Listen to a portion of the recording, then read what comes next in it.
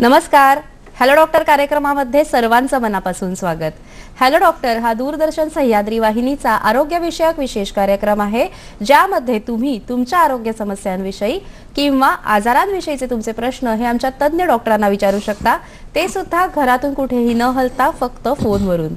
आजचा कार्यक्रम हा प्रायोजित कार्यक्रम आहे. विषय आहे लठ्ठपणाची कारणे आणि उपाय. शरीरातील अतिरिक्त मेदसंचय ह्यालाच आपण लठ्ठपणा असं म्हणतो. सगळीकडे मात्र लठ्ठ व्यक्ती हा जरा चेष्टा मस्करीचाच विषय असतो. अगदी चित्रपटांमध्ये सुद्धा बघा ना की अतिलठ्ठ व्यक्ती जी असते ती थोडीशी कॉमेडी आर्टिस्ट म्हणूनच बघितली जाते. मात्र अतिलठ्ठपणामुळे शरीरामध्ये इतर अनेक आजार सुद्धा होऊ शकतात. त्याचे काही दुष्परिणाम आहेत ह्याविषयी अनभिज्ञताच असते. अतिलठ्ठपणामुळे शरीरामध्ये diabetes, high blood pressure, heart disease, kidney diseases, याचबरोबर गुडघेदुखी, कंबरदुखी, अगदी कॅन्सरला सुद्धा आमंत्रण मिळतं. याविषयी समाजामध्ये जागरूकताच नाही आणि म्हणूनच लठ्ठपणाची कारणं काय आहेत आणि त्यावर उपाय काय केला पाहिजे याविषयी आज आपण माहिती घेणार आहोत. या विषयावर आपल्याला मार्गदर्शन करतील प्रसिद्ध bariatric surgeon doctor Shashank Shah. नमस्कार डॉक्टर, तुमचे या कार्यक्रमामध्ये स्वागत. डॉक्टर शशांक शहा यांना शल्यचिकित्सेचा 30 वर्षांचा अनुभव असून त्यांनी आजपर्यंत 40,000हून जास्त रुग्ण शस्त्रक्रियेने यशस्वीरित्या बरे केले आहेत. त्यांचे 4 जागतिक विक्रम आहेत. 10 तासांमध्ये 45 हर्नियाच्या शस्त्रक्रिया, तसंच जगातील सर्वात लहान आणि भारतातील सर्वात जास्त वजन 310 किलो अशांवर त्यांनी यशस्वी शस्त्रक्रिया केल्या आहेत. अमेरिकेतील डायबिटीज असोसिएशन तर्फे मेटाबॉलिक शस्त्रक्रियेने डायबिटीज बरा करण्याच्या संशोधनासाठी पुरस्कार मिळालेले ते एकमेव सर्जन आहेत. नुकतेच त्यांना जयपाल सिंग हा अवॉर्ड देऊन त्यांचा असोसिएशन ऑफ सर्जन्स या भारतीय संस्थेने त्यांचा गौरव केलेला आहे. बिनटाक्याच्या शस्त्रक्रिया भारतात प्रथम सुरू करण्यासाठी ते प्रसिद्ध आहेत. त्यांना जगातील सर्व सर्जनना शिक्षण देण्यासाठी युरोपमधील आहे. टाइम्स ऑफ इंडियाच्या सर्वे नुसार 2017 मध्ये डॉक्टर शशांक शहा यांच्या लॅपरोस्कोपी ओबेसिटी हॉस्पिटलला सर्वोत्तम श्रेणी महाराष्ट्रामध्ये मिळालेली आहे. दर्शक हो, लठ्ठपणाची कारणे आणि उपाय असा आजच्या कार्यक्रमाचा विषय आहे आणि कार्यक्रमामध्ये प्रश्न विचारण्यासाठी आपण उत्सुक असालच. प्रश्न विचारण्यासाठी लागतील आमचे दूरध्वनी क्रमांक. आमचे दूरध्वनी क्रमांक असे आहेत: 022 हा मुंबई बाहेरच्या प्रेक्षकांनी एसटीडी कोड डायल करायचा आहे. मोबाईल धारकांनी सुद्धा हा कोड डायल करायचा आहे. आमचे 2 क्रमांक आहेत. पहिला क्रमांक 24908050, दुसरा क्रमांक 24988050. या दूरध्वनी क्रमांकांवर संपर्क साधून आपण आमच्या कार्यक्रमामध्ये जरूर सहभागी होऊ शकता. जास्तीत जास्त प्रश्न आम्ही नेहमीच आमच्या कार्यक्रमामध्ये घेण्याचा प्रयत्न करत असतो, म्हणून फोन करताना कृपया आपल्या टीव्ही संचाचा आवाज कमी ठेवावा.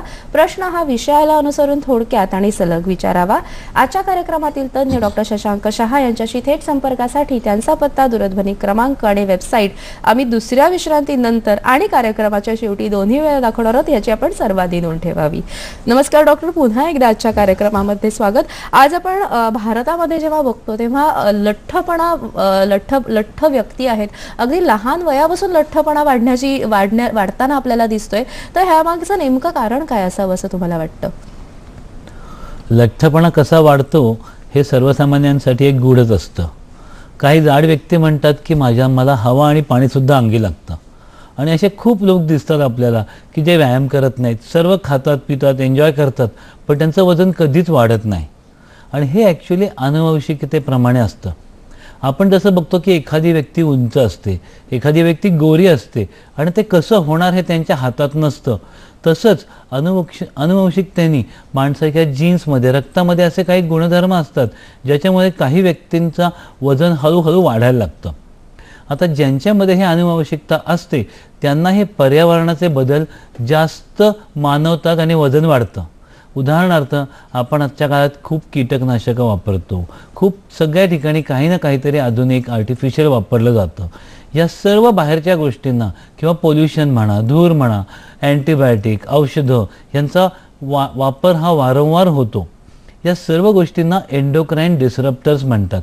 म्हणजे ज्यांनी माणसाची पचनक्रिया बदलून जाते, बिघडून जाते, आणि काहीही खाल्लं तरी त्याचं फॅटमध्ये रूपांतर होतं.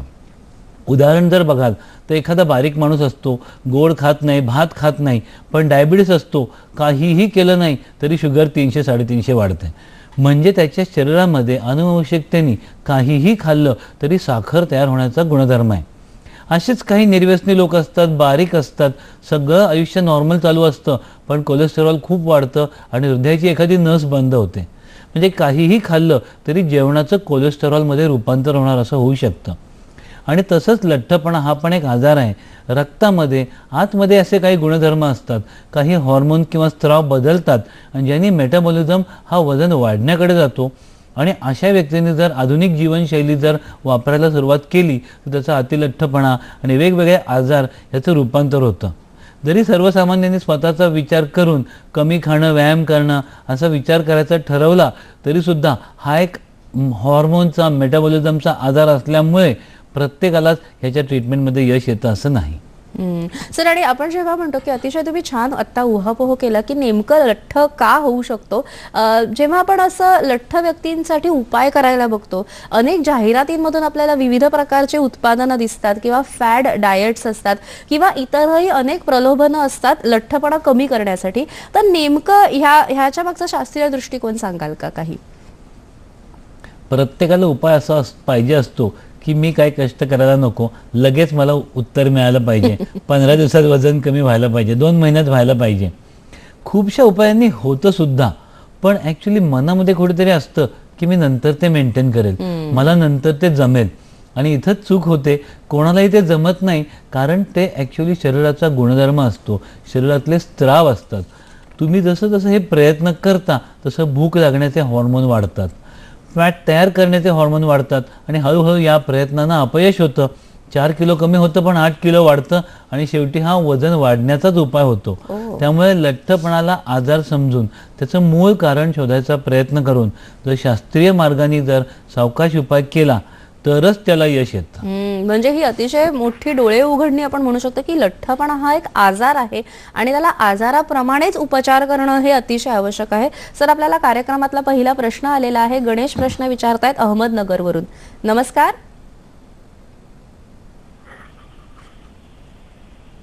हॅलो. हा, बोला गणेश. हा सर, आमच्या आईचं वजन आता 90 किलो आहे. हॅलो. हा, बोला बोला. हा, म्हणलं 90 किलो वजन आहे आणि संधिवाताचा पण त्रास आहे आणि वजन पण वाढले. मी उत्तर देतो गणेश, ऐका. धन्यवाद. धन्यवाद. फोन ठेवा तुम्ही. हा, हॅलो. आता 90 किलो भारतीयाचं वजन, कुठल्याही भारतीय स्त्रीचं वजन म्हणजे अतिलठ्ठपणा. संधिवाताचा त्रास असल्यामुळे चालणं, हालचाल अजून कमी होते आणि जसं वय वाढत जातं, मेनोपॉजच्या जवळ येतं, आई म्हणल्यावरती कदाचित आता मेनोपॉजच्या जवळ येत असेल तर त्याच्यामुळे मेटाबॉलिझम अजून सावकाश होत जातो. तर अशा व्यक्तींनी काही प्रयत्न केला तर यश येऊ शकत नाही. पण तुम्ही कार्यक्रमात पुढे पाहालच, अशाच व्यक्तींना दुर्बिणीमधून मेटाबॉलिझम नीट करण्यासाठी बेरियाट्रिक सर्जरीचा उपाय करून 2-3 दिवसात त्यांचं वजन कमी होऊ शकतं, संधिवाताचा त्रासही खूप कमी होऊ शकतो आणि ते चांगलं आयुष्य जगू शकतात. सर, निश्चितपणे आपण या बेरियाट्रिक सर्जरी विषयी पुढे जाणून घेऊच, पण अनेक वेळेला असं दिसतं की बेरियाट्रिक सर्जरी नंतर सुद्धा काही वर्षांनी वजन वाढलेलं असतं, ते वाढू शकतं का आणि मग ह्याच्या मागची कारणं काय आहेत? हो, कार्यक्रमाच्या सुरुवातीलाच सर्वांना हे मला सांगायला चांगलं वाटतं की कुठलाही आजार असा नसतो की डॉक्टरांनी एकदा औषध दिलं, एकदा ट्रीटमेंट केली आणि आयुष्यभर तुम्ही पाहिजे ते करा आणि नॉर्मल राहा, असं होत नसतं. उदाहरण देतो की एक 120 किलोची व्यक्ती आहे, तुम्हाला एका चित्रामध्ये दिसेलच. एक 130 किलोच्या बाई होत्या, त्यांचं मी ट्रीटमेंट केली होती 11 वर्षापूर्वी. 11 वर्षानंतर बघाल तरीसुद्धा त्यांचं वजन जसं का तसं मेंटेन्ड आहे. आता दुसरं उदाहरण देतो. एका 160 किलोच्या मी माणसाचं शस्त्रक्रिया दुर्बिणीतून केली होती 4 वर्षांपूर्वी. खूप मोठ्या हरण्या होत्या, पूर्वीचे ऑपरेशन झाले होते. तुम्हाला आता चित्रामध्ये दिसेल त्यांच्या पोटामध्ये खूप हरण्या असल्यामुळे पोट खूप मोठं झालं होतं. त्यांची शस्त्रक्रिया केली आणि त्याच्यानंतर त्यांचं 50 किलो वजन कमी झालं. पण त्यांचं वजन 50 किलो कमी झालं तरीसुद्धा ते 110 किलोचे राहिलेच. रक्तामधली त्यांची मेटाबॉलिझमची टेंडन्सी तशीच राहिली आणि मग हळूहळू वजन वाढू शकतं. आता मी असं सांगतो की सपोज 120 किलोच्या एखाद्या स्त्रीचं मी शस्त्रक्रिया केली आणि 60 किलोची झाली, तर आयुष्यभर 60 किलोचीच राहील असं नसतं. एक 5 वर्षानंतर 65, 66, 67 किलो वजन होऊ शकतं, 10 वर्षानंतर 75 होऊ शकतं, पण ते 110 होऊ नये म्हणून थोडीशी काळजी त्या व्यक्तीने घ्यायला पाहिजे. पण असं दिसतं की प्रत्येकाला खायला आवडतं, एन्जॉय करायला आवडतं.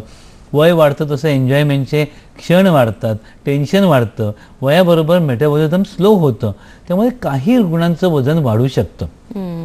मी आता गेल्या 15 वर्षात 5,000 रुग्णांच्या शस्त्रक्रिया केल्या असतील, तर ह्या 15 वर्षामध्ये एक 50 जणांना मला परत उपाय करायला लागला आहे. पण एक महत्त्वाची गोष्ट आहे, 2-4 किलो वजन वाढलं आणि लगेच ती व्यक्ती आली तर परत ते वजन कमी करून खूप वर्ष मेंटेन करणं सोपं असतं. पण एकदम 20 किलो वाढल्यानंतर जर आलं तर उपाय करणं अवघड असतं, कारण सगळा सल्ला विसरून गेलेले असतात. प्रत्येक वजन वाढणाऱ्या माणसाला आपण काय चूक केली आणि वजन कशामुळे वाढतं हे पूर्ण माहिती असतं, आणि तरीसुद्धा त्यांना ती चूक करूनही वजन कमी करण्याचा उपाय पाहिजे असतो. पण नाराज व्हायचं कारण नाही, आजच्या काळात ते सुद्धा उपाय आहेत. जसं तुम्ही कधीतरी दुर्बिणीतनं गुडघ्याची तपासणी केली, एखादं कार्टिलेज साफ केलं, तर काही दिवसानंतर परत गुडघा खराब झाला म्हणून पुढचा उपाय, पुढची शस्त्रक्रिया करता येते. तसंच अशा रुग्णांना नवीन प्रकारची औषधं देता येतात. दुसरी शस्त्रक्रिया पण असते, पण नशिबाने ती 1 किंवा 2% रुग्णांनाच लागते. त्याच्यामध्ये काही जणांचं मेटाबॉलिझम हे जठर आणि आतड्यामुळे जास्तच ॲग्रेसिव्ह असतं. काही जणांचं वजनच सुरुवातीला इतकं जास्त असतं, धोका इतका असतो की सुरुवातीला साधं ऑपरेशन करून पुढचा उपाय जरा धोका कमी झाल्यावर करावा असं डॉक्टर ठरवतात. आणि याप्रमाणे जर एखाद्या व्यक्तीला दुसरं काही ट्रीटमेंट करायची वेळ आली तर नाराज व्हायचं कारण नाही, हा आजार आयुष्यभराचा आहे. आणि हे समजूनच ज्या रुग्णांनी काही उपाय केलेले आहेत, बलून केला असेल, पूर्वी कुठेही जगामध्ये बेरियाट्रिकची शस्त्रक्रिया केली असेल आणि तरीही जर वजन वाढलं असेल, तर त्यांच्यासाठी आम्ही एक या पुढच्या 2 महिन्यामध्ये सेपरेट अभिक्रम तयार केलेला आहे. साधारणपणे 2 महिन्यामध्ये असे सर्व रुग्ण एकत्र करून आम्ही जगामधल्या 25 तज्ज्ञांना एकत्र आणून सवलतीच्या दरात अशा सर्व जणांना उपाय उपलब्ध करून देणार आहोत.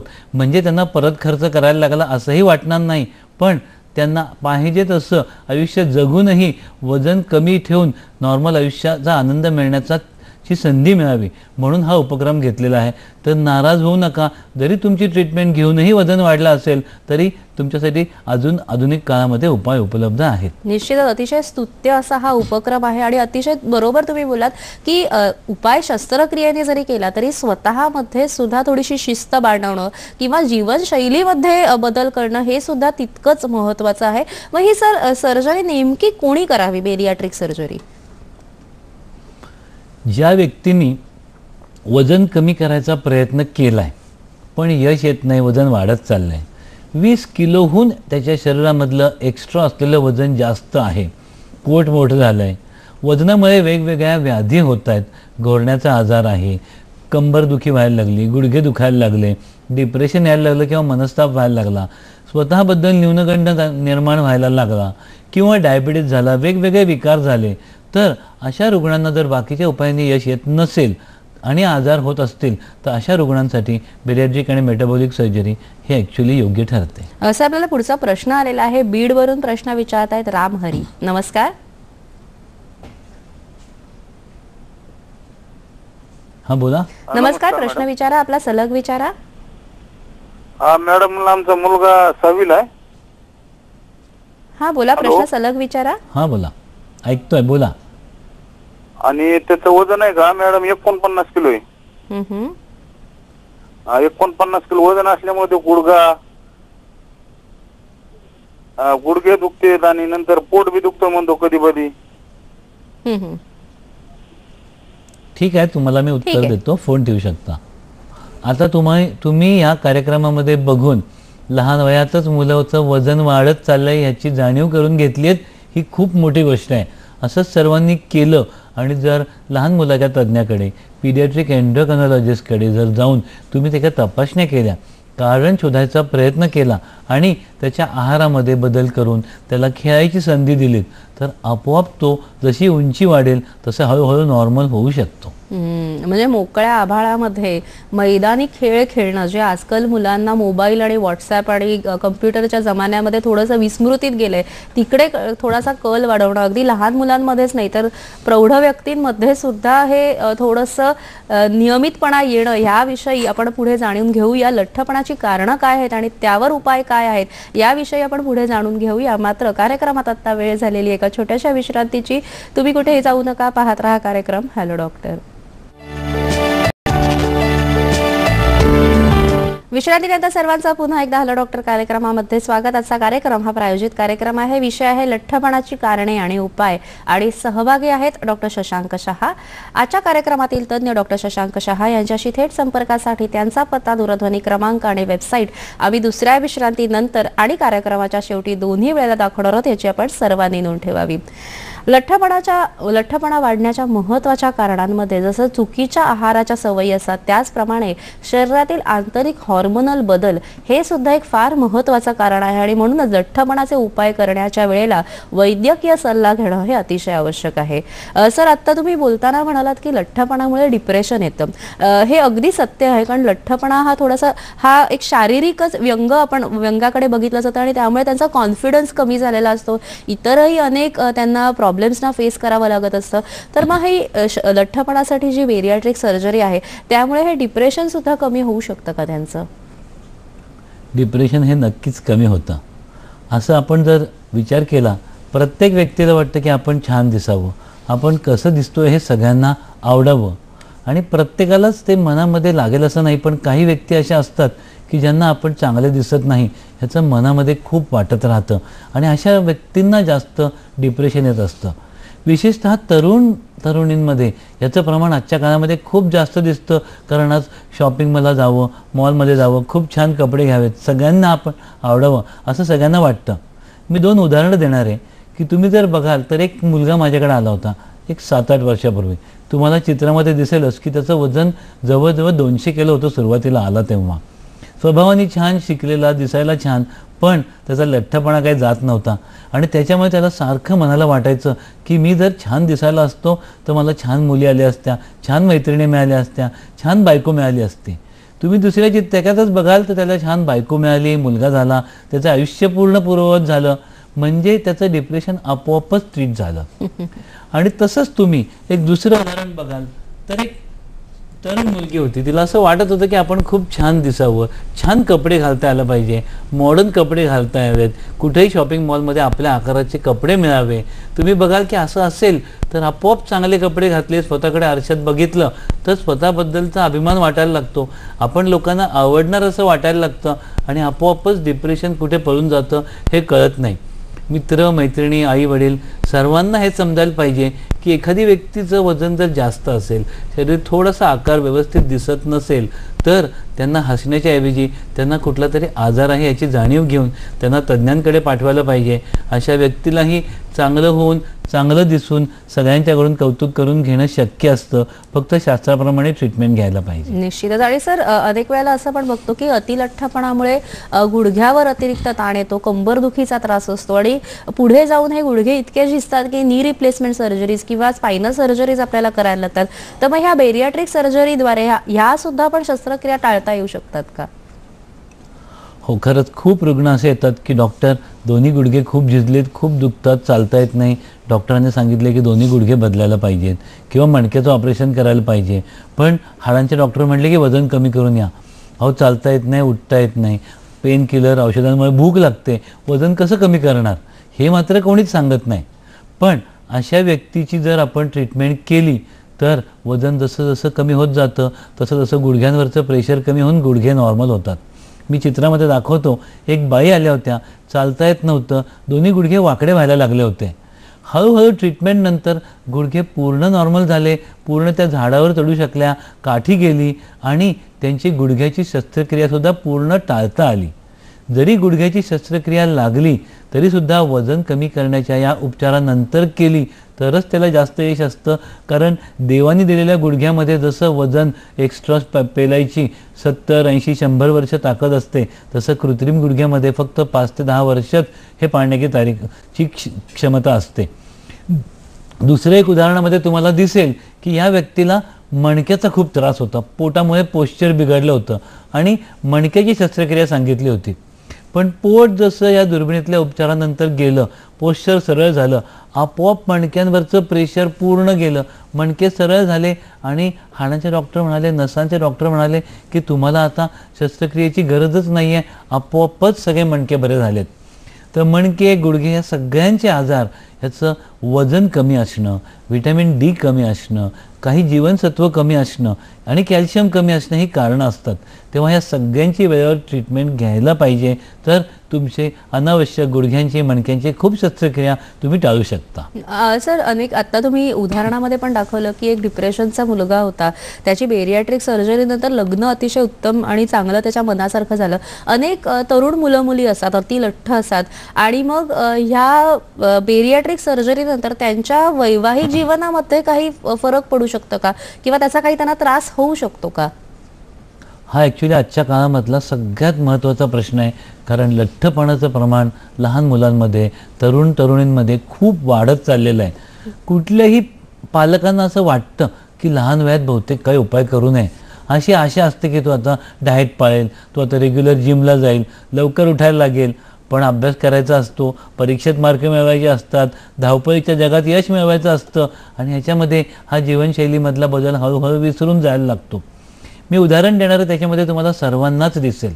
एक तरुण मुलगा माझ्याकडे आलेला होता, तुम्हाला दिसेल चित्रात. प्रयत्न करत करत वजन वाढत वाढत त्याचं वजन खूपच वाढलं, इतकं वाढलं की त्याच्या शरीरामधले पुरुषत्वाचा हॉर्मोन कमी होत चाललं आणि तुम्ही बघताय ट्रीटमेंटनंतर त्याच्या शरीरातलं पुरुषत्व वाढलं, त्याची वाढलेली छाती कमी झाली, पोट कमी झालं. जे त्याचं स्त्रीसारखं रूपांतर होत होतं ते कमी होऊन तो एकदम नॉर्मल हँडसम मुलगा झाला. उलट याच वयात जर ट्रीटमेंट दिली तर त्याला यश येऊन त्या मुलाचं पुरुषत्व, सौंदर्य आणि मानसिकता पूर्ण नॉर्मल होण्याची शक्यता जास्तीत जास्त असते. सर, आपल्याला एक पुढचा प्रश्न येतोय. विनोद प्रश्न विचारतायत जालन्यावरून. नमस्कार. नमस्कार मॅम. नमस्कार, आपला प्रश्न सलग विचारा. मॅम, मी 25 वर्षाचा तरुण आहे आणि माझं वय 25 वर्ष आहे तसं, आणि माझं वजन 75 किलोग्राम आहे बघा. आणि मला वजन कमी करायचंय. तर मी उंची किती आहे तुमची? उंची 5 फूट 5 इंच. ठीक आहे. थोडंच वजन कमी करायचं आहे तुम्हाला, साधारणपणे 10-12 किलो वजन कमी करायचं आहे. तुम्ही फोन ठेवू शकता. हां, तुम्हाला 10-12 किलोच वजन कमी करायचं आहे, तर तुमच्या जर शास्त्रीय तपासण्या केल्या, आहारात बदल केले, काही नवीन औषधं दिली तर तुमचा उपाय होऊ शकतो. आणि अगदीच उपाय झाला नाही आणि तुम्हाला बिन शस्त्रक्रियेचा उपाय पाहिजे असेल तर पोटामध्ये बलून खायला देऊन सुद्धा हे वजन सहज कमी होऊ शकतं, ज्यात तुम्हाला डाएट करायला लागत नाही. खूप तरुण तरुणींना जर शस्त्रक्रिया गरज नसेल आणि बाकीच्या उपायांना जर यश येत नसेल तर त्यांना बिन शस्त्रक्रियेचं पोटामध्ये फुगा टाकून आपण बिन ऑपरेशनचं हे वजन कमी करू शकतो. सर, तरुण वयातील मुलामुलींचं तुमच्याकडे अजून एखादं उदाहरण आहे का? हो, मी एका मुलीचं उदाहरण देणार आहे की लग्नाच्या आधी आली होती, वजन वाढत होतं, डॉक्टर म्हणत होते की पॉलिसिस्टिक ओव्हेरियन डिसीज आहे, कदाचित मुलं व्हायला त्रास होऊ शकेल, लहान वयातच आई वडिलांना डायबिटीस असल्यामुळे प्रेग्नन्सीमध्ये डायबिटीस होऊ शकेल. आणि सगळ्यांना काळजी होती की जर या वयात लग्नाच्या आधीच जर आपण दुर्बिणीतनं उपचार केला तर वैवाहिक जीवन सुधारेल का, मुलं होतील का. पण नंतर असं शास्त्राप्रमाणे असं लक्षात आलं, त्यांना समजावून सांगितलं की उलट वजन कमी झाल्यामुळे प्रेग्नन्सीमध्ये होणारे आजार, डायबिटीज, ब्लड प्रेशर हे पूर्ण जाऊन निरोगी प्रेग्नन्सी होऊ शकते आणि त्याचा बाळालाही फायदा होतो. आईच्या रक्तामध्ये जे गुणधर्म असतात तेच बाळाकडे जातात असं आपण महाभारतात बघितलेलं आहे. अभिमन्यूंनी कसं सगळं ऐकलं तसं आईच्या रक्तामध्ये, आईच्या शरीरामध्ये जे काही वाईट गुण असतात ते बाळामध्ये जाऊ शकतात असं संशोधनातून दिसलं आहे. त्यामुळे उलट अशा उपायांनंतर जर प्रेग्नन्सी झाली तर आईचं आणि बाळाचं आयुष्य जास्त चांगलं होऊ शकतं. आणि म्हणून परदेशामध्ये इन्शुरन्स जर पाहिजे असेल तर अशी दुर्बिणीतल्या उपचारानंतरच प्रेग्नन्सीला परवानगी मिळते आणि तरच इन्शुरन्स मिळतो. अच्छा. ओके सर, जेव्हा आता आपण अतिलठ्ठपणामुळे होणाऱ्या दुष्परिणामांमध्ये बघितलं, त्यामध्ये आपण डिप्रेशन बघितलं किंवा शारीरिक अस्वास्थ्य बघितलं, गुडघेदुखीसारखे त्रास बघितले, तसं अजून एक महत्त्वाचा त्रास असतो म्हणजे घोरणं. आणि अनेक वेळेला घोरणं हा एक आजार आहे हे सुद्धा माहिती नसतं. तर याविषयी थोडंसं विस्तृत सांगा आणि यावरचा उपाय सांगा सर. तसं घोरणे याला कोणी आजार समजत नाही, पण आजच्या काळात सर्वांना जाणीव व्हायला पाहिजे की घोरणे हा सुद्धा आजार असतो. माणूस का घोरतो? कारण त्याच्या फुफ्फुसांमध्ये कार्बन डायऑक्साईडचं प्रमाण वाढतं, पोट वाढलेलं असतं, मानेभोवती फॅट असतं, गालाभोवती फॅट असतं आणि झोपल्यानंतर पोटाचं वजन छातीवर पडतं आणि त्यामुळे फुफ्फुस पूर्ण ओपन होऊ शकत नाही. आणि हे वाढलेलं कार्बन डायऑक्साईड रक्तातून मेंदूला जातो. माणसाची निर्णय घेण्याची कॅपॅसिटी जाते, कोणाला चिडचिड होते, कोण एकदम लिथार्जिक आणि शांत होऊन जातो, विसरभोळेपणा येतो, ब्लड प्रेशर वाढतं. अशा माणसाला खूप जण आळशी समजतात, पण तो खरा आळशी नसतो. आळशी असलेला माणूस लहानपणापासूनच जर आळशी असेल तर आळशी म्हणावा. जर वजन वाढल्यानंतर आळशी झाला तर त्याला घोरण्याच्या आजारामुळे झालं आहे असं समजलं जातं. मी या चित्रात दाखवतो. तुम्हाला खूप जण असे दिसतील की बसल्या बसल्या झोप लागते, कार सुरू झाली, ट्रॅव्हल सुरू केलं की झोप लागते. अशी जण खूप जण दुर्बिणीतल्या उपचारानंतर जर पोट कमी झालं, वजन कमी झालं, त्यांचं घोरणं लगेच 15 दिवसात थांबतं. त्यांचं मन एकदम नॉर्मल होतं, मेमरी नॉर्मल होते, त्यांना एकदम एनर्जेटिक वाटतं, कमी तासाची झोप पुरायला लागते. तर घोरणे हा आजार समजून त्याच्यावर वेळेवरती उपाय केला तर खूप पुढचे येणारे आजार, जेव्हा काही धोक्याचे आजार, हे टळू शकतात. निश्चित, म्हणजे वेळेवर उपाय करणं हे अतिशय महत्त्वाचं आहे आणि त्याच्यासाठी महत्त्वाचं आहे की आपल्याला आजार आहे ह्याचं ज्ञान होणं. आणि अशीच माहिती आम्ही हॅलो डॉक्टर कार्यक्रमातून देत असतो. अशीच कार्यक्रमात आपण पुढे सुद्धा माहिती घेत राहूया. मात्र कार्यक्रमात आत्ता वेळ झाली आहे एका छोट्याशा विश्रांतीची, आणि विश्रांतीनंतर डॉक्टर शशांक शहा यांच्याशी थेट संपर्कासाठी त्यांचा पत्ता, दूरध्वनी क्रमांक आणि वेबसाईट सुद्धा बघणार आहोत. आत्ता घेऊया एक छोटीशी विश्रांती. ॲड्रेस दिला की मी फोन घेईन. विश्रांतीनंतर सर्वांचं पुन्हा एकदा हॅलो डॉक्टर कार्यक्रमामध्ये स्वागत. आजचा कार्यक्रम हा प्रायोजित कार्यक्रम आहे. विषय आहे लठ्ठपणाची कारणे आणि उपाय, आणि सहभागी आहेत डॉक्टर शशांक शहा. आजच्या कार्यक्रमातील तज्ज्ञ डॉक्टर शशांक शहा यांच्याशी थेट संपर्कासाठी त्यांचा पत्ता, दूरध्वनी क्रमांक, ईमेल आणि वेबसाईट आम्ही आता दाखवणार आहोत. तो तुम्ही टिपून घ्या किंवा मोबाईल कॅमेऱ्याने फोटो काढून घ्या. Doctor Shashank Shah, Lapro obesity centre, Nilayam theatre जवळ, सदाशिव पेठ, पुणे. दूरध्वनी क्रमांक 02023370000. मोबाईल क्रमांक 9766316734, 9021912223. Website obesityasia.com. Email drshasankashaha@rediffmail.com. दुसरा पत्ता आहे डॉक्टर शशांक शहा, मुंबईच्या ओपीडीची माहिती बुधवार आणि शनिवार सकाळी 11 ते सायंकाळी 6 वाजेपर्यंत, हिंदुजा सर्जिकल हेल्थ केअर, खार, पश्चिम मुंबई. मोबाईल क्रमांक 9766316734, 9021912223. obesityasia.com. Doctor Shashank Shah @rediffmail.com. Sanjay Jadhav प्रश्न विचारतायत मुंबईवरून. सर, आपण त्यांचा प्रश्न घेऊया. नमस्कार. हॅलो हॅलो सर, बोला. नमस्कार, आपला प्रश्न सलग विचारा. हा madam, good evening madam. Good evening sir. Sir, माझा प्रश्न असा आहे की माझा मुलगा 9 वर्षाचा आहे आणि त्याचं वजन जवळ आता 45 किलो वजन आहे त्याचं, आणि बाहेरचं काही खात नाही, तो घरचंच खातो ऍक्च्युअली. पण आणि घरचंच खात होतो. आणि तर त्याचं वजन कमी करण्यासाठी काय करायचं? आणि त्याला दम. अच्छा, दम लागतोय. पुढचं मी मगाशी सांगितलं तसंच याचं उत्तर आहे की तुम्हाला लहान मुलांच्या आणि तज्ञाकडे जाऊन काही कारण आहे का बघायला लागेल. तुम्ही वेळेवर उपाय शोधताय, त्यामुळे काळजी करायचं कारण नाही आहे. या वयामध्ये वजन कमी करायची गरज नसते. उंची वाढते तसं हळूहळू हेच वजन नॉर्मल व्हायला लागतं. फक्त अजून वजन वाढलं नाही पाहिजे. अशा सर्व फॅमिलीजना आम्ही सांगतो की तुम्ही जर एका महिन्याला घरात तुम्हाला किती तेल लागतंय, किती तूप लागतंय, किती साखर लागतंय याचा अंदाज घ्या आणि ह्याच्याहून अर्ध्यामध्ये सगळेजण जगायचा प्रयत्न करा. जरी दोष नसेल तरी याचा मुलाला नक्कीच फायदा होईल. अगदी बरोबर आहे सर. आणि जेव्हा आपण दुर्बिणीद्वारे लठ्ठपणाची बेरियाट्रिक सर्जरी करतो तेव्हा असं म्हणतात की लगेच जेवणावर खूप रिस्ट्रिक्शन्स येतात किंवा नीट जेवता येत नाही, या प्रकारच्या अनेक समस्या येऊ शकतात का? ह्याच्यावर काय उपाय आहे किंवा काय सांगाल? जेवणाचं जर बघाल तरी सर्वांना असा समज असतो की कदाचित या शस्त्रक्रियेनंतर माणसाला जेवता येत नाही, कारण जठराचा आकार कमी होतो, जठराची पिशवी करतात, कधी कधी आतड्याला जोडलं जातं. पण जसं एखादं फ्रॅक्चर झालं तर प्लास्टर लावून आपण 6 आठवडे जरा विश्रांती घ्या म्हणतो, हळूहळू चाला म्हणतो आणि फुटबॉल खेळायला मात्र 1 वर्षांनी परवानगी देतो, तसंच हे जठराचं फ्रॅक्चर समजलं जातं. टाके भरेपर्यंत माणसाला हळूहळू थोडं थोडं खायची परवानगी असते आणि हळूहळू त्याचं जेवण वाढत जातं. एक साधारणपणे 2-3 वर्षानंतर जर जेवण बघाल तर पूर्ण नॉर्मल असतं.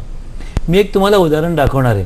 एका तरुण मुलाचं खूप जास्त वजन होतं आणि त्याची शस्त्रक्रिया करून 8 वर्ष झाली. 8 वर्षानंतर त्याला जेवताना पाहून एकाही त्याच्या मित्राचा विश्वास बसत नाही आहे की याचा दुर्बिणीतला उपचार झाला आहे, कारण तो नेहमीसारखं त्यांच्या इतकंच जेवतोय. पण त्याचा मेटाबॉलिझम बदलून इतका नॉर्मल झाला आहे की आता त्यांनी काही खाल्लं तरी अंगी लागत नाही आणि त्याचं वजन मात्र नॉर्मल राहत आहे. तर असं माणसाचा मेटाबॉलिझम नॉर्मल करता येऊ शकतो आणि तो नॉर्मल सगळं जेवून नॉर्मल आयुष्य घेऊन सुद्धा नॉर्मल वजनाचा राहू शकतो. सर, जेव्हा आपण बेरियाट्रिक सर्जरी किंवा कुठच्याही शस्त्रक्रियेविषयी बोलतो तेव्हा फार महत्त्वाचा प्रश्न येतो तो म्हणजे त्याचा खर्च. अनेक वेळेला प्रत्येकालाच तो खर्च जमेल त्यावेळेला हे शक्य नसतं, तर मग इन्शुरन्स किंवा EMI असं काही तुमच्याकडे स्कीम आहे का आणि त्याचा काही फायदा रुग्णांना होऊ शकतो का? खरंच सर्वांना ही शस्त्रक्रिया तशी खर्चाची वाटते, पण नशिबाने आजच्या काळामध्ये बऱ्याच इन्शुरन्स कंपन्या या उपचारांसाठी इन्शुरन्सची सुविधा देतात. EMIची सुविधासुद्धा आमच्या हॉस्पिटलमध्ये उपलब्ध आहे. मी एक उदाहरण दाखवतो. एक गरीब घरामधली स्त्री आली होती, तुम्ही चित्रामध्ये बघू शकता. त्या बेंबीमध्ये हर्निया होता, वजन जास्त होतं, डायबिटीस होता. उपचार करायला त्यांच्याकडं 1,60,000 1,70,000 रुपयेच होते आणि अगदी कमी केलं तरी वरचे 70-80 हजार रुपये कमी पडत होते. आता त्या दुर्बिणीतल्या हर्नियाच्या उपचाराचे 70-75 हजार रुपये इन्शुरन्समधून मिळणार होते, पण त्यांच्याकडे त्यावेळी नव्हते. तर आमच्या हॉस्पिटलमध्ये 6 ते 9 महिन्यापर्यंत बिनव्याजी हप्त्यानी देण्याची सोय आहे. त्यामुळे तिने तेवढेच पैसे भरून शस्त्रक्रिया करून घेतली. इन्शुरन्सचा 70-80 हजार रुपये मिळाल्यानंतर ते पैसे भरून टाकले आणि कुठलेही टेन्शन न घेता, व्याज न देता ती पूर्ण बरी होऊ शकली. दुसरी एक व्यक्तीचं मी उदाहरण देणार ही ह्याच्याहूनही गरीब होती. साधी कापडाच्या दुकानात सेल्स गर्ल म्हणून कापड विकणारी, 5-7 हजार रुपये पगार, वजन वाढत होतं, PCOD, मुलं होत नव्हती आणि त्याच्यामुळे नवरा असं म्हणत होता की जर मुलं झाली नाही तर कदाचित मी सोडून देईन. तिच्या दुर्बिणीतल्या उपचारांसाठी आम्ही काही लोकांच्याकडनं पैसे जमा करून तिचे सुरुवातीचे 30% भरले आणि उरलेले पैसे 4 वर्षाच्या हप्त्याने तिला दिले, जेणेकरून महिन्याला फक्त 1,000-2,000 रुपयाचा हप्ता येत होता आणि तो कुठूनही ॲडजस्ट करून भरता येत होता. वजन कमी झालं, डिलिव्हरी झाली आणि एक लग्न वाचलं आणि एक स्त्री सुखी झाली. तर EMI आणि इन्शुरन्स याचा आपण योग्य प्रकारे जर वापर केला तर प्रत्येक रुग्णाला, म्हणजे ज्याच्याकडे खूप जास्त पैसे आहेत पण EMIची सवय आहे, IT मधला माणूस आहे, 4 लाख भरता येत नाही, आता 2-2 लाख रुपये भरले, त्याला सांगितलं की उरलेले 50-50 हजार रुपये दरवर्षी भर, तर अगदी सहज शक्य होतं.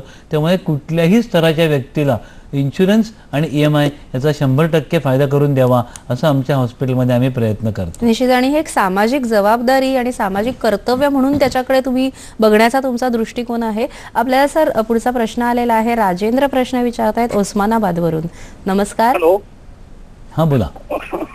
सर, माझं वजन 82 किलो आहे सर. माझी उंची भरपूर नाही. उंची फक्त माझी 5 फूट 1 इंच आहे. बरोबर आहे. तर माझं वजन जास्त असल्या कारणानं मग वजन कमी करण्यासाठी काय कोणत्या गोळ्या घ्यायला पाहिजे? सांगतो तुम्ही फोन ठेवू शकता. ॲक्च्युली तुमचं उंचीप्रमाणे वजन पाहिजे साधारणपणे 50 ते 55 किलो, म्हणजे जवळजवळ 32 किलोनी वजन तुमचं वाढलं आहे.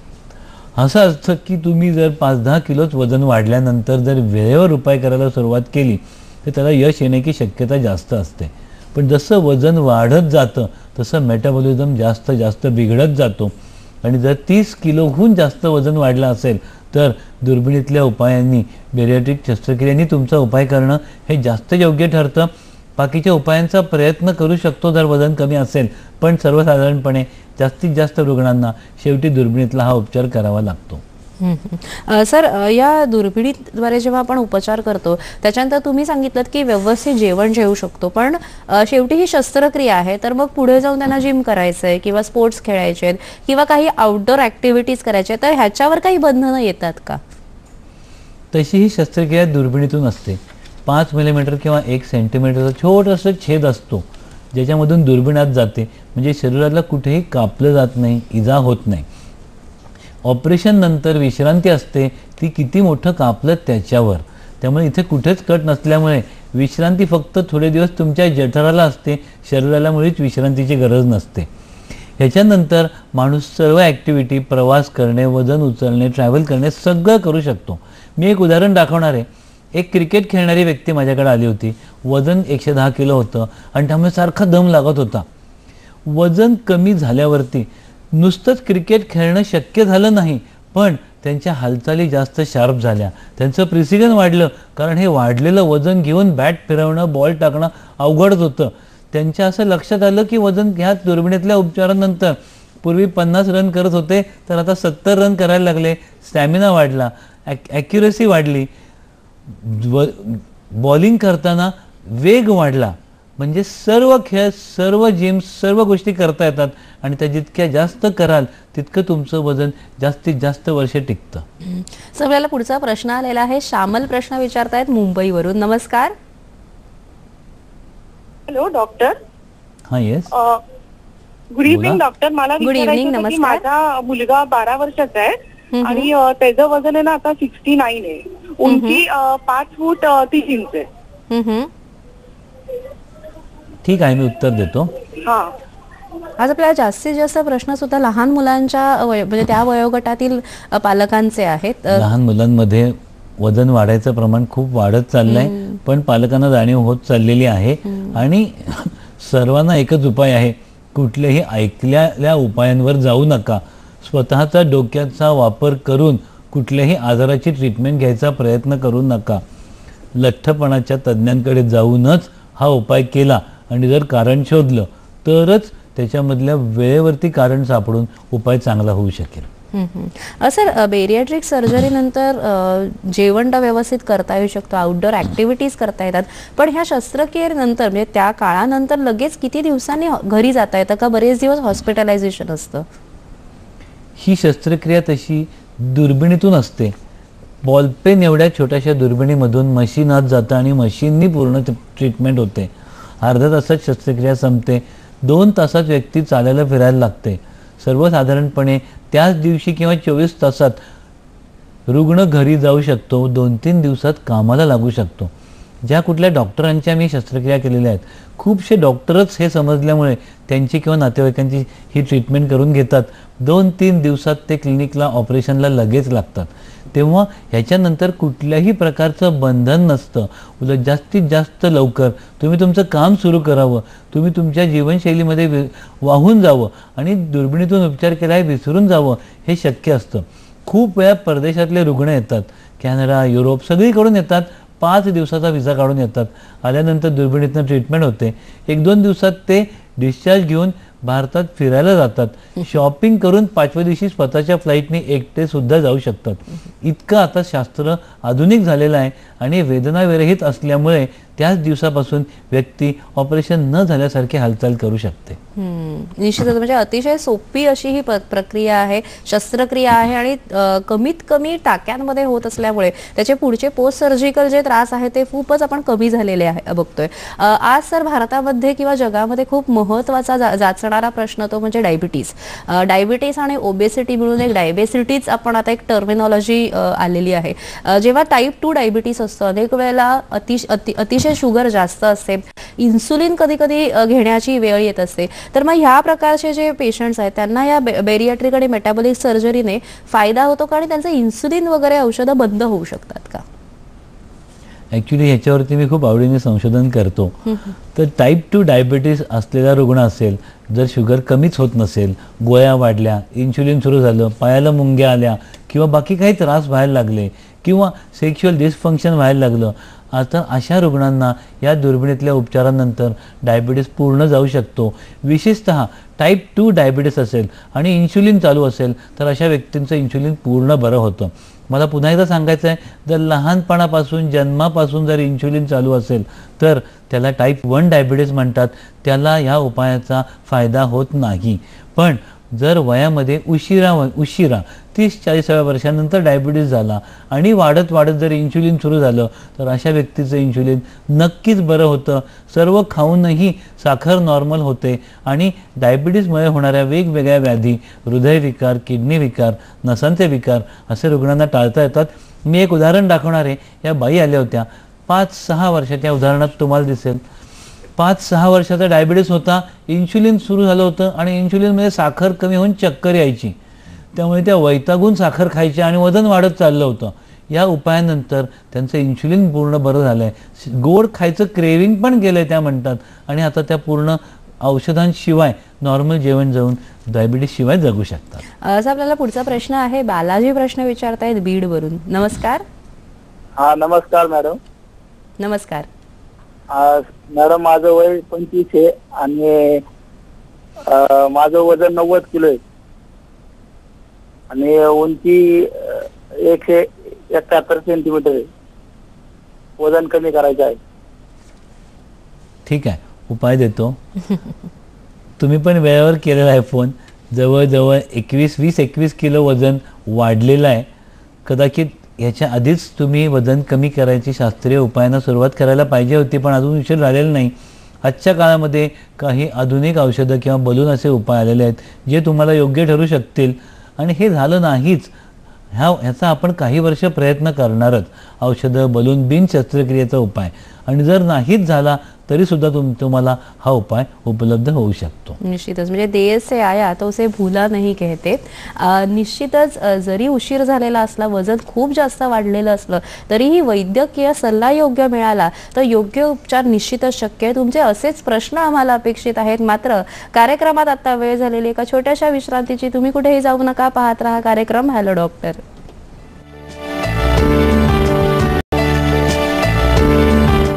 नमस्कार. विश्रांतीनंतर पुन्हा एकदा सर्वांचं हॅलो डॉक्टर कार्यक्रमामध्ये स्वागत. आजचा कार्यक्रम हा प्रायोजित कार्यक्रम आहे. विषय आहे लठ्ठपणाची कारणे आणि उपाय आणि सहभागी आहेत डॉक्टर शशांक शहा. कार्यक्रमामध्ये पुढे जाण्यापूर्वी आणि तुमचे प्रश्न घेण्यापूर्वी आपण पुढचे हॅलो डॉक्टरचे कार्यक्रम कोणते आहेत ते पाहून घेऊया. सह्याद्री वाहिनी हॅलो डॉक्टर प्रायोजित कार्यक्रम थेट प्रसारण सोमवार. आमचा कार्यक्रम आता हॅलो डॉक्टर कार्यक्रम हा सोमवारी सुद्धा प्रसारित होत असतो. सोमवार दिनांक 15 जानेवारी 2018 रात्री 8 वाजता. विषय आहे नेत्रविकारांविषयी समज गैरसमज. सहभाग डॉक्टर प्रणव मोरे. सह्याद्री वाहिनी हॅलो डॉक्टर प्रायोजित कार्यक्रम थेट प्रसारण शुक्रवार दिनांक 19 जानेवारी 2018 रात्री 8 वाजता. विषय आहे त्वचारोग, सोरायसिस आणि होमिओपॅथिक उपचार. सहभाग डॉक्टर RS सोनवणे. सह्याद्री वाहिनी हॅलो डॉक्टर प्रायोजित कार्यक्रम थेट प्रसारण शनिवार दिनांक 20 जानेवारी 2018 रात्री 8 वाजता. विषय आहे मासिक पाळी, वंध्यत्व आणि आयुर्वेद. सहभाग डॉक्टर विनेश नगरे. सह्याद्री वाहिनी हॅलो डॉक्टर प्रायोजित कार्यक्रम थेट प्रसारण रविवार दिनांक 21 जानेवारी 2018 रात्री 8 वाजता. विषय आहे केस गळती, टक्कल आणि हेअर ट्रान्सप्लांट. सहभाग डॉक्टर धनंजय चव्हाण. आणि सह्याद्री वाहिनी हॅलो डॉक्टर प्रायोजित कार्यक्रम थेट प्रसारण सोमवार दिनांक 22 जानेवारी 2018 रात्री 8 वाजता. विषय आहे IVF उपचार पद्धती. सहभाग डॉक्टर नरहरी मळगावकर. या सर्व कार्यक्रमांमध्ये ईमेलद्वारे प्रश्न विचारून आपण कार्यक्रमात सहभागी होऊ शकता. त्यासाठी आमचं संकेतस्थळ आहे hello.dkmumbai@gmail.com. मात्र कार्यक्रम सुरू होण्यापूर्वी जर तुमचा प्रश्न आम्हाला आला तरच आम्ही त्याचा समावेश कार्यक्रमादरम्यान करू. अन्यथा तुमच्या प्रश्नाला उत्तर देण्याचा निश्चित प्रयत्न आम्ही करत असतो. सर, अतिशय छान आपला प्रोग्राम चाललाय. लठ्ठपणाची जी विविध कारणं आहेत आणि त्याचे विविध दुष्परिणाम आहेत, त्याच्याने कसं आपण उपाय करू शकतो याविषयी तुम्ही मार्गदर्शन करता. करताय. अनेक वेळेला सर मात्र असे काही प्रश्न असतात ते आपण सहजा उघडपणे बोलू शकत नाही. अनेक वेळेला काय होतं की अतिलठ्ठपणा असलेली जी व्यक्ती असते त्याला शारीरिक संबंधांमध्ये सुद्धा अडचणी येत असतात. तर मग ह्या विषयी तुम्ही काय सांगू शकता? खरंच हा विषय कुठे बोलला जात नाही. एखादी घरातली स्त्री असेल तीही हे ओपनली बोलू शकत नाही. आणि आपली भारतीय संस्कृती अशी आहे की लग्नानंतर जरी वजन वाढलं, आजार असले तरी मुलांची काळजी घ्यावी, फॅमिलीची काळजी घ्यावी आणि त्याचंच समाधान मानावं. पण जसं लठ्ठपणा वाढत जातो तसं आकर्षितपणा कमी होतो. तुमचे हॉर्मोन्स हे बदलले जातात आणि त्याच्यामुळे सेक्शुअल लिबिडो, सेक्शुअल ड्राईव्ह कमी होतो. त्याचबरोबर खूप वाढलेलं पोट, सांधेदुखी, कंबरदुखी ह्याच्यामुळे पती पत्नींमधलं संबंध येणं कमी होत जातं. असं वाटत जातं की कदाचित पोट वाढलेला हा पती कामाने येऊन खूप त्याच्या मीटिंगमधनं येऊन दमून झोपला आहे आणि संबंधच येत नाही आहे. पण असं नसतं. जर पोट कमी झालं, वजन कमी झालं, त्याचं पुरुषत्व वाढू शकतं आणि त्याच्यातलं सेक्शुअल ड्राईव्ह वाढू शकतो. तसंच प्रत्येक स्त्रीला वाटतं की आपण जास्त आकर्षित असावं, आपल्या पतीला आवडावं आणि प्रत्येक पतीला एक आकर्षित स्त्री आपली पत्नी असावी असं वाटत असतं. पण असं होऊ शकतं. माझ्या लक्षात आलं आहे की लठ्ठपणामुळे आपण वेगवेगळ्या आजारांबद्दल बोलतो, पण खूप वेळेला नवरा बायकोंमधल्या भांडणाचं कारण लठ्ठपणा असतं. कारण त्यांचा एकमेकांचा संबंधाची फ्रिक्वेन्सी हळूहळू कमी होत चाललेली असते. बोलून दाखवता येत नाही, पण हे दुखत मात्र असतं. आणि असं जर होत असेल तर वेळेवर दोन्हीपैकी कुठल्याही पार्टनरनी हे समजून घेऊन त्याच्यावर जर उपाय केला तर नुसतं फॅमिलीचं आयुष्य सुखी होत नाही, घरामधलं जे वातावरण असतं हे पुढच्या पिढीचं चांगलं पण ठरवत असतं. आणि त्यामुळे नवरा बायको जर आनंदाने राहिले तर आई वडील आणि सगळ्या दिसतात. या चित्रात तुम्हाला असं दिसेलच की नवरा बायको दिसत आहेत, पुढच्या चित्रात आनंदी दिसत आहेत. असं वाटतंय की त्यांच्या लग्नाचाच फोटो नंतरचा म्हणून दाखवला आहे, पण तसं नाही आहे. त्यांच्या या दुर्बिणीतल्या उपचारानंतरचा फोटो आहे. आणि मी काही न बोलताच तुमच्या लक्षात येत असेल की त्यांचं वैवाहिक जीवन हे या ट्रीटमेंटनंतर दोघांची दिल्यानंतर अत्यंत चांगलं आणि आनंदी झालेलं आहे. असा आपल्याला एक प्रश्न आलेला आहे. राजपाल प्रश्न विचारतायत अकोल्यावरून. नमस्कार. नमस्कार राजपालजी, आपला प्रश्न सलग विचारा. हा मॅडम, माझं वजन खूप आहे. हा बोला, किती आहे वजन? 25 किलो वजन आहे मॅडम माझं. तर माझं वजन खूप वाढलेलं आहे. 125 किलो वजन आहे आणि खूप प्रयत्न करतो पण कमी होत नाही. मला मणक्याचा त्रास आहे आणि पण कंबरचा पण खूप त्रास आहे. ठीक. राजपालजी, तुम्ही योग्य ठिकाणी फोन केलेला आहे. या अशाच रुग्णांच्या आजारांसाठी आम्ही हा उपाययोजना सांगतो आहेत की तुमचं वजन 129 किलो म्हणजे कदाचित 40-50 किलोनी तुमचं वजन जास्त आहे. एवढं वजन जर तुमच्या मणक्यांवर सांध्यांवर पडलं तर ते बिघडणारच. त्यांची एवढी कॅपॅसिटी नाही. असं लक्षात घ्यायला पाहिजे की एवढं वजन जर शरीरावर पडलं, सांधे, स्नायू, शरीर, हृदय, फुफ्फुस हे सगळेच दमून जाणार, साथ देणार नाही. तुम्हाला जर हा दुर्बिणीतला उपचार केला तर तुम्ही परत पूर्ववत नॉर्मल होऊ शकतात. तुमचे मणके सांधे परत नॉर्मल होऊ शकतात आणि तुम्ही परत पूर्वीसारखं आनंदी आणि निरोगी आयुष्य जगू शकाल. तर हा उपाय हा तुमच्यासाठी शास्त्राप्रमाणे अत्यंत योग्य उपाय आहे. सर, पण या बेरियाट्रिक शस्त्रक्रियेचे काही धोके असतात का? आणि मला एक विचारायचे की काही पेशंट्सना हार्ट प्रॉब्लेम्स असतात, अनेक वेळेला अँजिओप्लास्टी झालेली असते, बायपास झालेली असते आणि वजन तर वाढलेलंच असतं. तर ह्या अँजिओप्लास्टी किंवा बायपास नंतर सुद्धा आपण ही बेरियाट्रिक सर्जरी करू शकतो का? सर्व उपचार सांगताना डॉक्टर नेहमी चांगला आहे प्रथम सांगतात असं वाटतं, पण मला सगळ्यांना सांगायचं आहे की हे दुर्बिणीतले उपचार आहेत, मशीनद्वारे होतात. प्रत्येक उपचारामध्ये काही धोका असतो. या मशीनमध्ये कदाचित जर रक्तपुरवठा कमी झाला तर लीक किंवा रक्तस्राव हे होऊ शकतं. हे होऊ नये म्हणून खूपशा वस्तू उपलब्ध असतात ज्याला सेफ्टी प्रॉडक्ट म्हणतात. त्याचा खर्च थोडा जास्त असतो, पण त्या वापरल्या तर जास्त खर्च करून तुम्ही ही शस्त्रक्रिया जास्त सेफ करू शकता. जसं आपण गाडीला 8 एअरबॅग लावू शकतो, नाही लावल्या तरी सुद्धा गाडी चालते, तुम्ही एका ठिकाणून दुसऱ्या ठिकाणी पोहोचता. तसं शस्त्रक्रियेमध्ये सुद्धा असे खूप सेफ्टीचे नवीन प्रॉडक्ट आता आधुनिक काळामध्ये उपलब्ध आहेत आणि त्याच्यामुळे धोका कमी कमी होत जाऊ शकतो.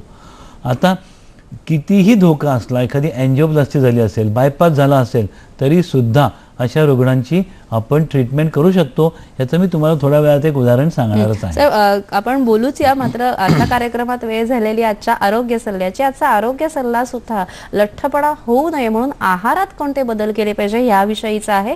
काय आहे तो आपण बघूया. लठ्ठपणाची कारणे आणि उपाय. आरोग्य सल्ला. लठ्ठपणा नैसर्गिकरित्या कमी करण्यासाठी आहारामध्ये खालील गोष्टींचा अंतर्भाव करावा. आहारात प्रथिनांचे प्रमाण वाढवावे. दूध, मासे, अंडी व कडधान्यांमधून उत्तम प्रतीची प्रथिने मिळतात. दही, फळे, गाजर, काकडी ह्यांचा आहारात समावेश करावा. साखर आहारातून बंद करावी. मैद्याचे पदार्थ, ब्रेड, सोडा, मिठाई, पास्ता ह्यांचं सेवन करू नये. आजच्या कार्यक्रमातील तज्ज्ञ डॉक्टर शशांक शहा यांच्याशी थेट संपर्कासाठी त्यांचा पत्ता, दूरध्वनी क्रमांक, वेबसाईट आणि ईमेल आम्ही आता दाखवणार आहोत. तर तुम्ही टिपून घ्या किंवा मोबाईल कॅमेऱ्याने फोटो काढून घ्या.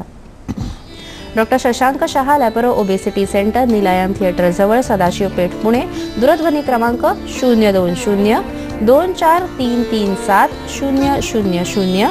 मोबाईल क्रमांक 9766-316-734, 9021-912223.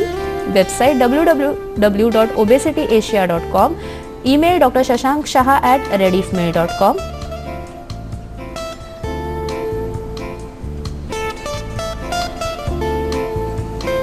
डॉक्टर शशांक शहा यांचा दुसरा पत्ता आहे. मुंबईच्या ओपीडीची माहिती बुधवार आणि शनिवार सकाळी 11 ते सायंकाळी 6 वाजेपर्यंत.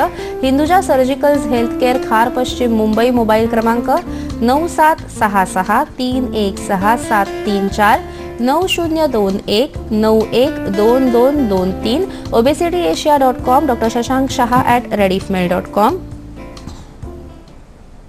हाच कार्यक्रम तुम्ही पुन्हा बघू शकता. पुन्हा प्रक्षेपणाची वेळ आहे गुरुवार दिनांक 25 जानेवारी 2018 सकाळी 9 वाजता. आजचा कार्यक्रम तुम्हाला कसा वाटला हे जाणून घेण्याची सुद्धा आम्हाला उत्सुकता आहे. याशिवाय ज्या डॉक्टर्सना आमच्या कार्यक्रमात प्रायोजित कार्यक्रम करायचा असेल त्यांनी आम्हाला जरूर संपर्क साधावा. आमचा पत्ता आहे निर्माती हॅलो डॉक्टर, दूरदर्शन केंद्र, पांडुरंग बुतकर मार्ग, Worli, Mumbai 400030. Hello doctor DDK Mumbai @gmail.com. www.facebook.com/ddsahyadri.in. youtube.com/user/dd Sahyadri वर हाच कार्यक्रम तुम्ही पुन्हा बघू शकता. सर, तुम्ही म्हणालात की एन्जिओप्लास्टी किंवा बायपास नंतर सुद्धा आपण ही शस्त्रक्रिया करू शकतो. त्याविषयी थोडक्यात काय सांगाल? एन्जिओप्लास्टी किंवा बायपास जर झाला असेल तर हृदयाचा रक्तपुरवठा चांगला झालेला असतो. तर अशा रुग्णांची ट्रीटमेंट करणं हे शक्य असतं, जास्त सोपं असतं. मी एक उदाहरण दाखवणार आहे. Actually Padmashri doctor DY Patil स्वतःच माझ्याकडे 8 वर्षापूर्वी आले होते. त्यांची एन्जिओप्लास्टी झाली होती, पण शास्त्राची पूर्ण जाणीव होती, मनाने तरुण होतं. त्यांचा हा उपाय यशस्वीरित्या झालेला आहे आणि 8 वर्षानंतरही ते आज चालून फिरून छान आहेत. तर अशा रुग्णांचाही उपाय होऊ शकतो. सर, मला काही प्रश्न थोडक्यात विचारायचे आहेत. PCOD आणि लठ्ठपणाचा काही संबंध आहे का? लठ्ठपणामुळे PCOD वाढतो आणि लठ्ठपणा बरा केल्यामुळे बरा होऊ शकतो. सर्जरीमुळे लठ्ठपणाच्या सर्जरीनंतर मधुमेह पूर्णपणे बरा होऊ शकतो का? हो, नक्कीच बरा होऊ शकतो. लठ्ठपणा आणि थायरॉइडचा काही संबंध आहे का सर? लठ्ठपणा वाढत गेला तर थायरॉइडचा आजार येऊ शकतो, पण फक्त थायरॉइडमुळे अतिलठ्ठपणा येत नाही. लठ्ठपणाच्या शस्त्रक्रियेनंतर गर्भधारणेत अडथळा येऊ शकतो का?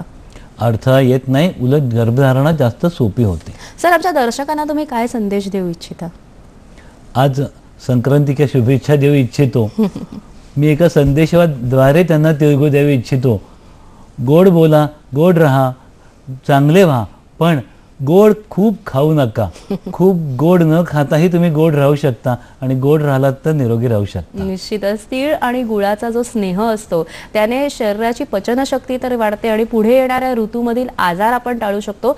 तसंच जर आपण लठ्ठपणाची कारणं जाणून घेतली आणि त्यामागील शास्त्रीय दृष्टिकोन जाणून घेतला तर पुढे येणारे जे दुष्परिणाम आहेत, diabetes, high blood pressure, cancer सारखे जे दुष्परिणाम आहेत ते आपण नक्कीच टाळू शकतो. आजच्या मकर संक्रांतीच्या सर्व दर्शकांना हॅलो डॉक्टर तर्फे हार्दिक शुभेच्छा. डॉक्टर शशांक शहा, आज तुम्ही वेळात वेळ काढून आमच्या कार्यक्रमात आलात त्यासाठी दूरदर्शन हॅलो डॉक्टर तर्फे तुमचे मनपूर्वक आभार.